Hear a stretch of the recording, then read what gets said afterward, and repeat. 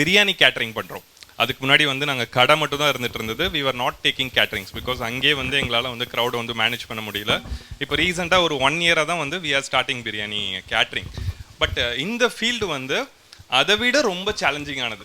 என்ன ரொம்ப சேலஞ்சிங்கானது அப்படின்னா வந்துட்டு நமக்கு டைமுக்கு ஃபுட்டு போகணும் and there is no scope for redoing. இப்போ வந்து ஒரு பிரியாணி வந்து 12:30 மணிக்கு பந்தி போடுறாங்க அப்படின்னா வந்துட்டு 12 மணிக்கு ரெடியாக இருக்கணும். இப்போ வந்து அந்த பிரியாணி வந்து சரியா இல்லை அப்படின்னா வந்துட்டு திருப்பி செய்ய முடியாது. 2 மணி நேரம் ஆகும் மினிமம். ஓகே, அந்த ஃபங்க்ஷன்ஸை பொறுத்த வரைக்கும் அவங்களுக்கு அது ஒரு ப்ரெஸ்டீஜ் இஷ்யூ.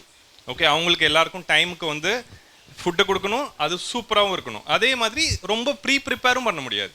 ஸோ ரொம்ப சீக்கிரமாக வந்துட்டு 10 மணிக்கே கொண்டு போய் பிரியாணி வச்சிங்க அப்படின்னாலும் வந்துட்டு ஆறி போயிடும். ஸோ நிறைய சேலஞ்சஸ் இருக்குது, ப்ராஃபிட் மார்ஜின்ஸ் இருக்குது.